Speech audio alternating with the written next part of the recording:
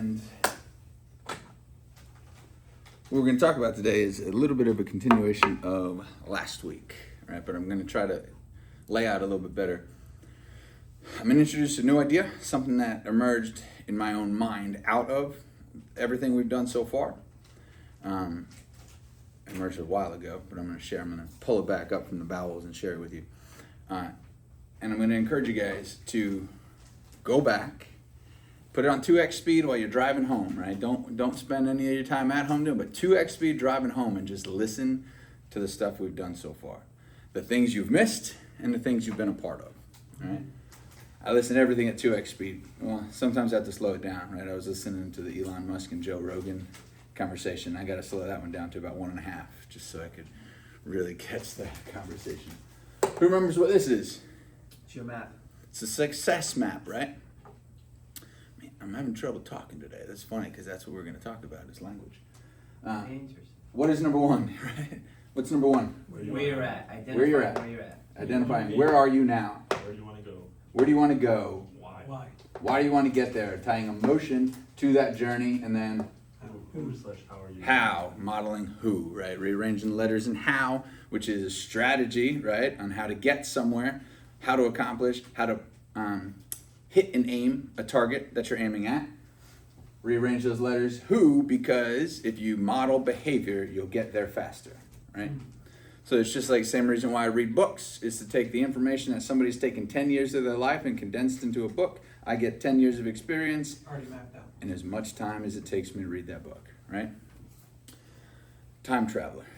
That's what I'm doing. Some of the things that we should have written down, right? And these are the ones that, and there's more, right? I've asked you to do a lot more. We started with what? The wheel of life, right? And who still has their wheel of life? Downstairs. Downstairs. Who's thought about it? Right? That's part of the reason we do it, right? Is to think about it. Like, oh, you know, I was thinking about it the other day, and I was thinking, man, I've taken on a certain challenge physically, right? Because body is one of the dimensions, and that's the one that I chose to focus on because, you know, if you don't have a body to live in, where the hell are you going to live, right? And so I was thinking about it the other day and realized, okay, yeah, I get that was my priority. Where am I in that journey? And what is my strategy, right, to get where I'm going? But written things we should have our goals written down, right? Besides the wheel of life, which you should do, the goal setting was next, right? Taking that wheel of life and kind of realizing, oh, well, I'm at a 4 on this dimension. I'd really like to be at, if it were possible for me to be at a 10, this is what it would look like, right? And using that to kind of set our goals. Eulogy, long-term, medium, and short-term goals. Eulogy being the exercise to set your life goal, right? What do you want it to look like? You pass away 100 years old, you pass away at maybe 120, who knows by the time we get there. But you go out into the future and you look back grateful, having accomplished or having become the person that you're going to become. Because remember, everything that we're talking about is not about obtaining something, it's about becoming someone, right? Who are you becoming, right? I've asked you to make a 365 commitment, right? Do you remember that? Mm-hmm. Remember that if you make a commitment 365 times every year to your greatness as you define it, not me, right? Not your boss, not anybody else, not your wife, not your spouse, not your kids, as you define it. You make a 365 time commitment, right? You do it every day, sometimes more than once a day, right? If you do that and somebody else is doing it every week, how long does it take this person to catch up? Was it like 30 years or something like that? 7 years, right? A weekly is 7 years. So in this person being you do it 365 times in 1 year instead of doing it once a week. If you do it once a week, it'll take you 7 years to catch up to where you're going. If you do it, what we generally tend to do, once a month, right? Every month we reset because we're in sales. We go back to zero and we're trying to hit our targets, right? Yep. If you do it once a month, if you reset and once a month and decide to be great again and recommit yourself once a month, it'll take you 30 years to keep up with the guy who's doing it 365 times. So ask yourself on a regular basis, and this is the most important question, if I were you, I would write this one down. You find yourself sitting there doing nothing, not involved in something productive, or you're thinking to yourself anything, And you can catch yourself and say to myself, what is the most valuable thing that I can be doing right now? If you can ask yourself that question on a regular basis and then take action on it, you'll be moving forward fast, quickly, with speed. I think it was Jim Rohn. Jim Rohn, who I stole that from. Right? Because think about it. If you have something that's important to you, like let's say you take your goals list, right? And you write them out. And then you decide, if I could accomplish one of these goals by tomorrow, which one is going to have the greatest impact on my life? And you decide which one that is. And you say, and sometimes it's obvious. Sometimes you look at it and you go, well, this one. So if in 24 hours you could accomplish that goal, now you know what your most important goal is. Now you take that priority and you figure out, what is it going to take, right? Not only why do I want it, which you've done with RPM, right? Because don't forget about RPM. But you know why you want it. Now you know what your massive action plan is, and take one action every day to get there. So that's where the question comes into play that says, what is the most valuable thing that I can be doing right now? Right? And because times are going to come, there's going to be times where you are not 100% focused. And that's really what we're talking about here, right? I'm talking about the focus dimension of the triad, right? What am I focusing on? If I can focus my energy on the one thing that is most important to me, which if something is the most important thing, why would you do anything else? Right? Because technically, the most important by definition is the thing that you should be doing, right? Okay. Other things, my perfect day, knowing what your perfect day would look like. Why should you know what your perfect day looks like? That's a goal that you've set that you need to strive to get there. And what if you don't? What if you don't have that goal? You're not aiming at anything. You're not aiming at anything. Right. Exactly. So you both together. Yeah. Yeah. Why should you know what your perfect day looks like? Well, because that's the thing you're after. And if you don't know what it looks like, how are you going to get there? Right? Success is a very narrow line. Landing on it accidentally, not going to happen. Right? So, perfect day, time blocking is the tool.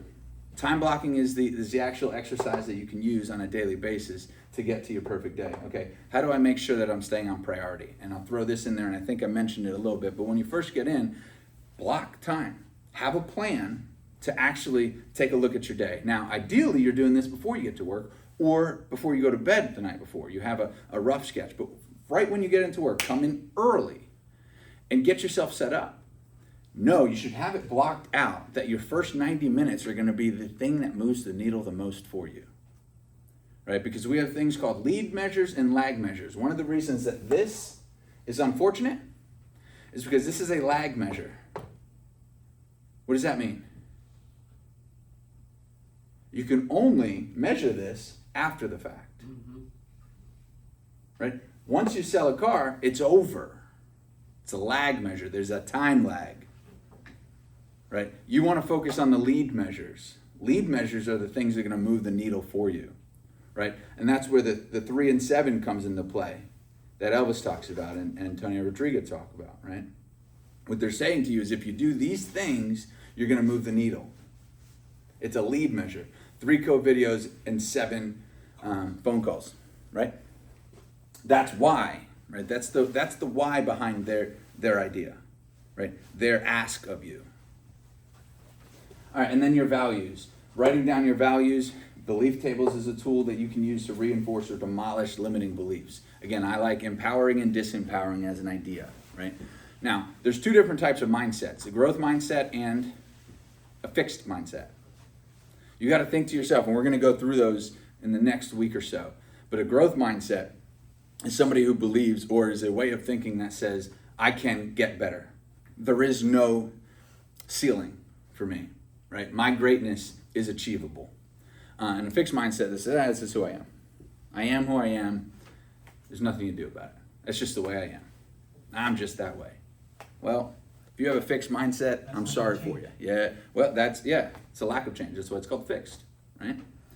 The growth mindset is what you're working on developing here, right? And if you're not, we need to have a conversation because you're confused. Right? You haven't quite picked up what we've done in the first 16, 15, 16 sessions. But beliefs tables, who remembers what that is? It's an exercise where you take a piece of paper and you turn it sideways, right? And you write your belief that you're trying to reinforce, and you build legs underneath of that table so you reinforce it. So those are your written exercises. If you haven't done any of those, or if you haven't done all of them, I would encourage you to go back. Like I said, go back through and start doing just one thing here and there. Just add one thing that you can do just to make your life better. This is your improvement. All right. And last time we talked about state management, and we talked about the 3 dimensions of the triad in managing your state are what you focus on, the language that you use to describe anything going on, and your pattern of physiology. So what's funny is the words we use. We're gonna focus a little bit on language for a minute, and then we're gonna go into what we began talking about, and I'm gonna share an idea with you and see if it drums anything up for you over the next few days. Why is managing your state important? Is managing your state important? State of mind, you mean? Yeah. State of mind, emotional state. We shorten it to state, right? Because there's emotional states, there's states of mind, there's states of being, right? You can whatever resonates with you is what I would encourage you to take from it. But yes, state, right? State management. Why is it important? Yes. You say yes. Why is it important? People can pick up on someone that's not in a good state. Mm. That, Tell me about that. well, you hear people say all the time, the energy's off with that person. You can just tell. There's a feeling. There's something going on with that person. They're not their best, right? And what we're in, we have to be at our best all the time because you have to be confident and assertive and correct, in the way you talk to people. So have you ever been in a situation, let's say, I don't know, maybe you were going to buy a car before you were in the car business, or maybe you were going to buy a couch or a piece of furniture, right? And I think Johnny was going to buy some furniture today, right? And you go to buy something, or you're in a situation, you're asking somebody for input, and something just doesn't feel right, right? You're not quite sure what it is, but you get a weird vibe, is what we tend to call it, right? I think that's what you're talking about, right? So there's a part of your brain that's responsible for picking up on those things, right? And so when we manage our state, when we come into, and I used the example last time, when we have a customer walk onto the lot and we come in and we don't manage our state, we just walk up and bring ourselves as we are. Or, and that's an example professionally, in your own life, you're in a lousy state. Maybe it's your significant other, girlfriend, boyfriend, spouse. You're in a lousy state because you're focused on something detrimental to you or something negative. And your significant other, who has nothing to do with it, comes into the room at that time and brings something up. And your reaction is completely, I've had this experience, so if you haven't, excuse me. But your reaction is so off base, and the way you talk to the person that you supposedly care about is so off base that you end up having to apologize. Anybody ever done that before? Oh, Yep. Yeah. And it had nothing to do with the person that entered the room. It had everything to do with what you were focusing on at that time, right? And in that time, you probably were saying something to yourself. You were probably having a conversation in your own mind about what was going on, and that was creating a pattern of physiology. Right? Not only were you physically carrying yourself, but the words you were using were creating neurotransmitters, chemical signatures in your brain. Right? And these are the things that we don't think too much about. Right? What's going on in the brain when I'm talking to myself is something that I'm not really thinking about on a regular basis. It's just something that is a physical fact that I am almost oblivious to completely. Right? And now I bring this up because what I want you to start doing, what I'm asking you to start doing with the negativity exercise, the 24-hour exercise, which Juan told me today, that his therapist, right? You mind if I share this? I'm sorry. Yes, sir. His therapist tells him she's doing the exercise because she hadn't thought about it. And what a powerful thing that is for her. Right? Now, wait a minute. If you're spending 24 hours trying to track your negative thoughts, what benefit is that for you?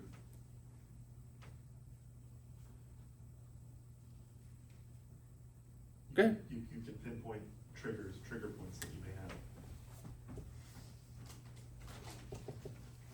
have. Okay, you're pinpointing triggers. You know how much I like that word.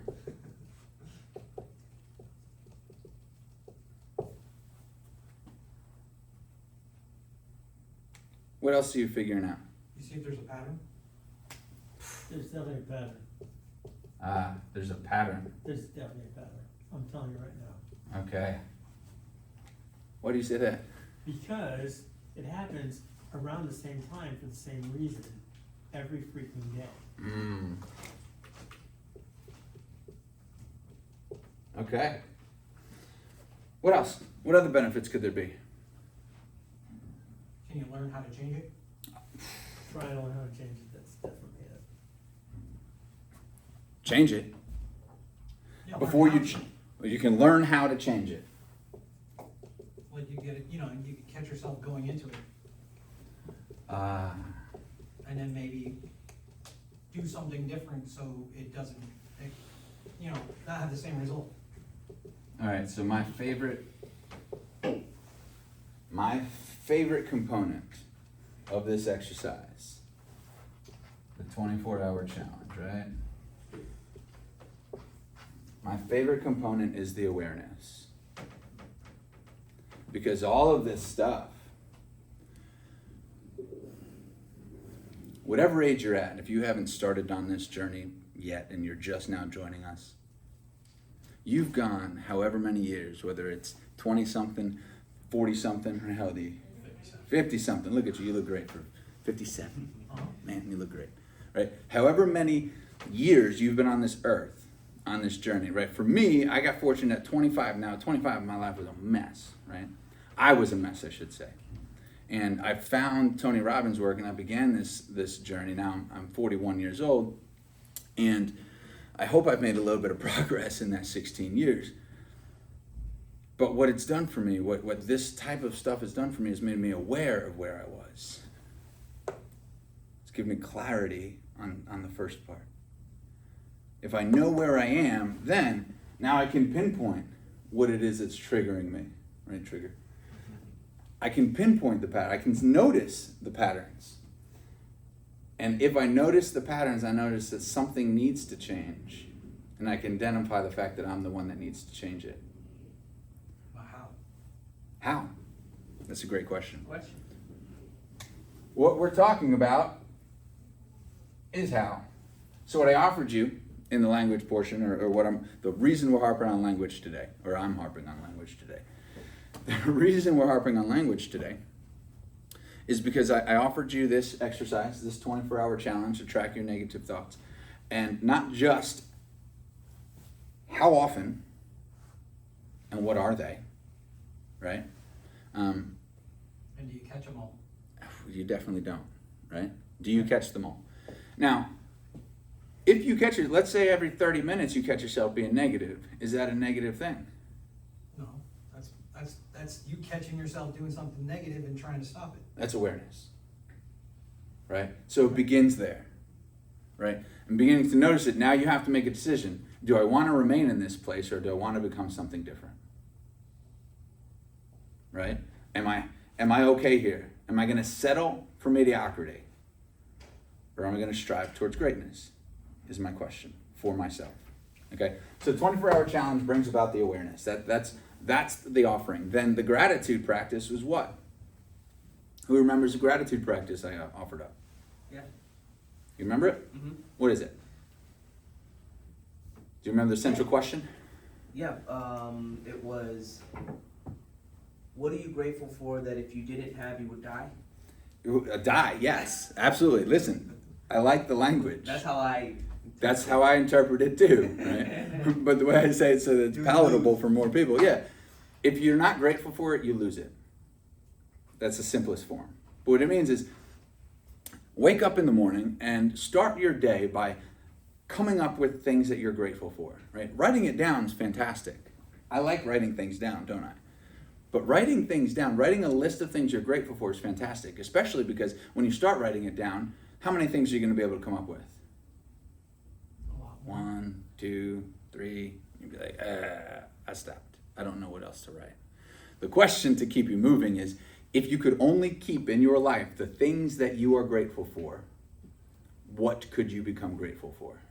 Now all of a sudden, everything from your voice to your nose to your eyesight to right, all of it becomes something you become grateful for. So you can expand your gratitude signature, your pattern of physiology related to gratitude. That's really what we're talking about here. So that when you start to catch yourself in a funk, and you're focusing on something that's bringing you down, you're going to manage your state. So you ask the question, and this is why this is up here, because this is how. If you are aware of a lousy state, if you're aware of negative thoughts, if you're aware of them, and you can change your state, this is how. All right, so what this really is, and I didn't explain what it was until today. Does anybody know what these 3 components are? And this is out of Tony Robbins' work. So listen, you YouTube strategy, story, state, Tony Robbins. Google it, YouTube it, whatever. That's what I like to do, YouTube, right? Just let him play over and over again, right? These are the 3 components of a breakthrough. 3 components of a breakthrough. What we're trying to do is to break through where we are to where we want to be, right? Where we are to where we're going, right? 3 components of the breakthrough. You have to have a strategy. You have to have a way to get there. You have to have a story. You have to change your story is what I should say. You have to change the strategy, because right now, and this was the debate that we had last week when we debated whether or not having a strategy, not having a plan was a plan, right? Because the old saying by, I think it was Wooten, Coach Wooten, who said, failing to plan is planning to fail, right? Now, by not having a strategy for your own success, you have a strategy for your failure, okay? Any action that you take embodies some sort of strategy that you're putting into play. Whether you know it or not, that's the downside, right? You can be unconscious, lacking the awareness of your strategy.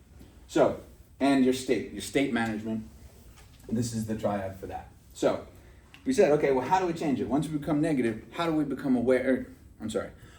Once we become aware of our negativity, of our pattern, how do we change it?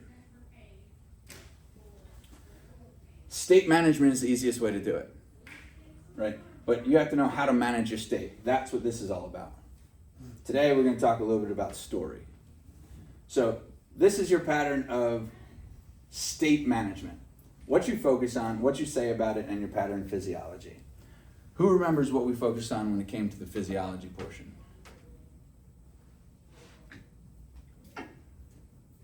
The fastest way to change your state is the dramatic change in your physiology, right?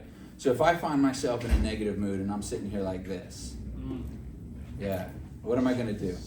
You're gonna do the Superman pose. Right, there's one alternative. I can stand up and do a Superman pose, right? Pick my chin up, right? What do you do? Let's say you're upset, you're sad, you're depressed. Well, let me ask you this. This is what Tony Robbins asks. And this hit me. Is depression something you feel? Is sadness something you feel? I would say yes. Yeah. Where do you feel it? In your mind.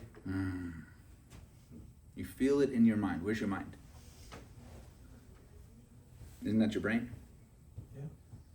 Isn't that your forehead? Isn't it? Right. So where in your mind do you feel it? In here. Oh, see, there's another answer, right? What's in here, right? Your heart. So right, your heart, right? These are why we identify these ourselves as these things, right? Because we can't. Where is it? Heart and soul. Where is it? Okay, so I'm going to offer you what Tony Robbins offered me years ago in his work. Perhaps depression or sadness or any of these other emotional states aren't something we feel. There's something we do. Right? You don't feel sad, you do sad. You don't feel depressed, you do depressed. What does that mean? You show it. You embody it. You show it. Your face, your voice,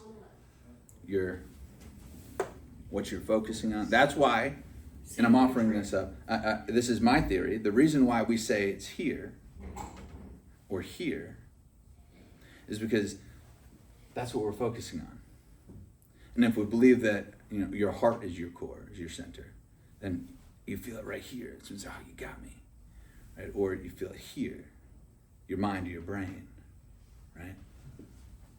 It's what you're focusing on. That's why it feels like it hurts there, right? And because we talk to ourselves, right? The language center of the brain, we feel it up here.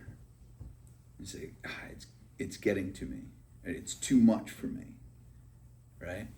But we're embodying it. We're putting it. It's our muscular tension. It's your breathing, your lack thereof, right?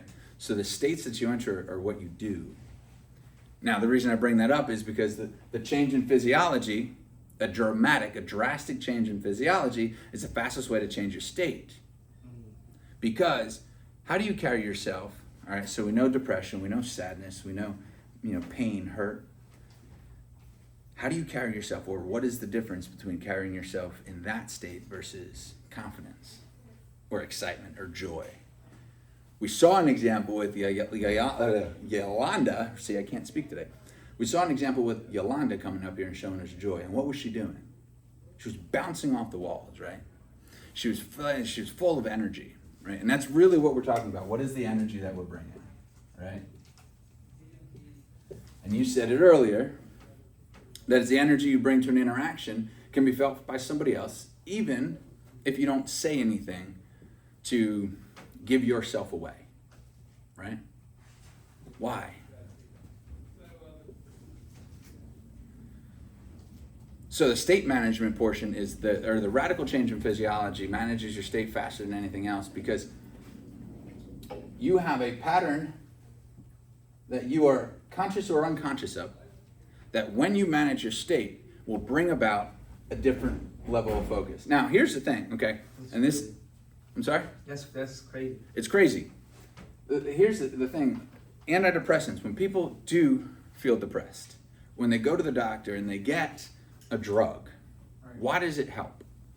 Because it shifts their focus. Other than the scientific It shifts their physiology, physiology. right? It actually changes the neurochemistry, right? SSRIs or whatever other SSRIs are the most common form of antidepressant, anti-anxiety medication. Could be wrong about that statistically speaking, but SSRIs are the ones we hear about the most. Selective serotonin reuptake inhibitors, right? So they change the brain chemistry for a minute. They interfere is what they really do. But you ever know somebody, or maybe you perhaps did, I have, there was a time in my life where I took antidepressants and it helped. It helped. But then I need to go back to my doctor and up my dosage. Why? Because eventually it's not enough. Because it changed the pattern of physiology. But I was still focusing and talking to myself a certain way. I didn't change my focus and belief. I didn't change my language patterns. So what ended up happening with me, and I'll share a little bit, just enough, what ended up happening with me, and the reason that I don't take them today, is because I realized I was feeling nothing. Right? Because this was doing what it was supposed to do. But I was counteracting everything. And so I stayed in a downward spiral, personally. And then I found Tony Robbins. Right? And then this stuff changed my life, and I realized, oh, I have power over this. I have influence over this. Somebody out there has that for me. Right? That's why when we say strategy, how is really who? I didn't come up with any of this. I found it. I looked to somebody else. This is why, just as an aside, this is why communal support is so powerful. It's why things like Alcoholics Anonymous or Narcotics Anonymous or any support, Weight Watchers, right? That's why those groups are so powerful, because it gives you who. And here's the secret. None of us actually knows what we're doing. We're all trying to figure it out. Right? That's why we feel overwhelmed at times. Right? We talked about overwhelming here. So we don't actually know what we're doing. But as we find things, like myself, right? I find some things and I say, oh, I'm going to share that. All right. So what I really want to talk about today, and we're going to get out of here, or what I want to offer you is language. So when you have a customer, for example, or you have a relationship at home that goes sideways, shoot, you know what? What happened on Tuesday? The election? The election. I don't know about you guys, but I've got some interesting characters in my life who have been posting a lot of angry things as a result of what happened on Tuesday. I talked to my wife about it. My wife keeps me straight because, so unfortunately, being the person that I am, ruffling feathers is fun. You like to poke the bear? I like poking bears, right? And part of it, and this is terrible, right? So my wife keeps me on the straight and narrow, and says, "You can tell me about it, just don't do it." I'm like, "Okay, great." I am so interested in people that watching reactions that just seem so off the wall and contradictory it's super interesting to me, right? Now, I try to channel that energy into helping other people. That's what I'm up here for. But I won't go down that rabbit hole. My joy in sharing positivity with people is to try to help you tap into your greatness, right? So what I want to try to do here is offer you some language to use. And it's going to go right down the same path as the gratitude path.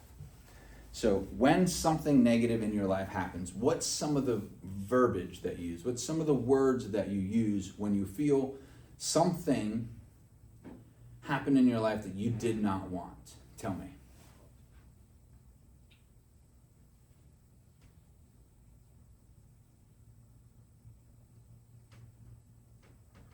Something that happened to you? Anything. Yes. A negative event in your life. What are some of the ways, some of the language you use to describe it? You gotta be kidding me. You've got to be kidding me. Okay. I like that one. What else? Why? Why? Some people say, why me? Right? Why all of it? Why any of it? Right. Why all of it? Why does this have to happen? Okay, that's a good one. That's a common one, I think. What else?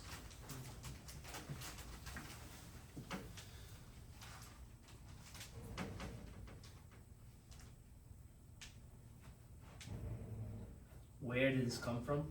Where did this come from? Where did I go wrong? Okay, what else? I like that one too.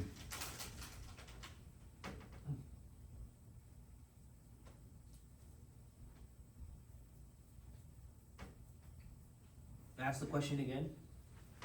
When something negative or something unwanted happens in your life, what is some of the language that you use internally with yourself? Sometimes you say it out loud. Sometimes one of my favorite sayings is, "What the fuck?" That's what I was just thinking. Right? Yeah. And you want to keep it PC, right? What the fuck?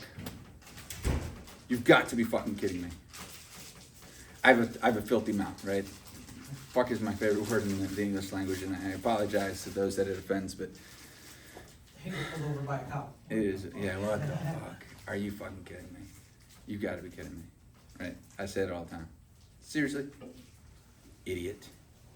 Dipshit. Right? So the first thing I go to is swears, right? Because those are words I was raised I wasn't supposed to say. So it's the first thing I go to. Fuck. What else? This isn't fair. What about that one? That one, yeah. This is not fair. What else? So Tony Robbins tells a story. Now, all I'm doing on that one is bringing awareness to you. Now, and this is an important story, I think. Tony Robbins tells a story about when he was with early in his career with two of his business partners, and they were in a negotiation. And hopefully you'll listen to his story at some point. But what he's doing is he's trying to move a negotiation along, and he's about to make a great deal with another company. And there's going to be huge upside potential for both parties. And he, being the person that he is, thinks, let's not play these stupid negotiation games. Here's what I'm going to do. I'm going to lay out all the benefits. Right? I'm going to show you why this is such a good thing. And he negotiates openly with trust. Now, unfortunately, the other party on the other side of the agreement, they negotiated in bad faith. Now they know his pain points and they're going to push on him. Right? So he's annoyed by it. Right? He's pissed off. He feels like he's being taken advantage of, and he's angry about it. One of his business partners on the other side of him was infuriated, and he's using language like, oh, this is infuriating, I'm enraged, right? And he's using all this emotional language, and Tony Robbins like, whoa, all right, hang on, yeah, calm down, right? But the other party, business partner, was just sitting there as though he was fine. And so after, they're going at it, he's trying to calm down the partner that's outraged, right? And using language like that.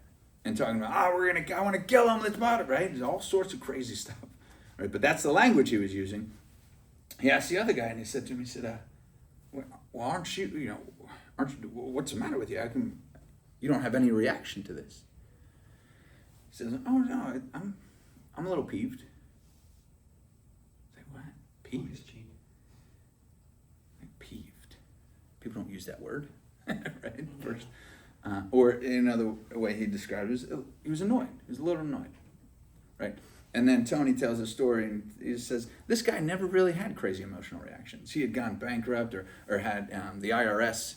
He actually didn't go bankrupt. He had the IRS come after him for 2 years. He goes to court. He ends up winning in court, but at no point was he ever upset. He used words like tinkled. Right, and so Tony said that he takes that word and he starts using it.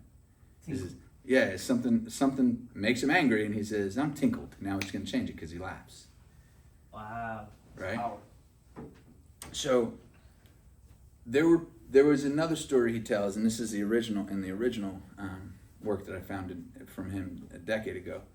He was telling a story about a group of people that he knew, very successful people who went on a safari hunt. And so they're out in this truck in Africa, and they convinced the people to take the roof off the vehicle, right? So that there's less separation between them. You're needed. You're being summoned. Summoned? So they convinced the people to take the roof off against their better judgment, to take the roof off the vehicle. And as the sun's starting to go down, the van breaks down, the truck breaks down. And people are freaking out, right? Because you're starting to see the eyeballs coming, right? And so they're panicking, right? People are under panic. And the one guy, same guy, is calm as can be. He said, well, this is unfortunate, right? So instead of, oh my God, our life is over, he uses a word like unfortunate, right? So what I'm offering you today is to, when you find yourself, and again, this is going to begin with an awareness because you're taking the 24-hour challenge, catching yourself when you're having a negative experience in your mind.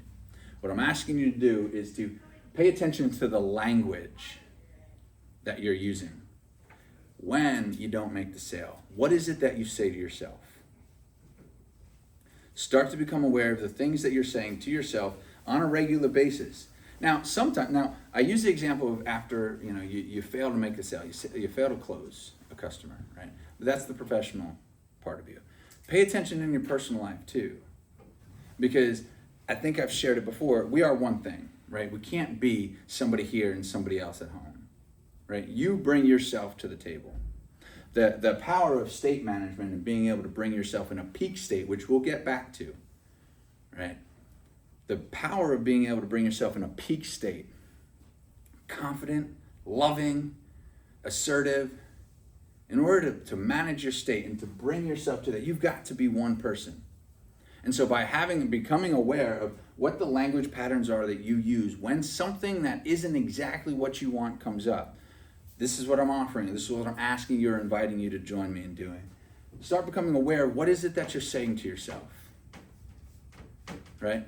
When you're here for an extended period of time without any ups, you don't have any leads, you're not making contact with people and you're getting frustrated. What is it that you're saying to yourself?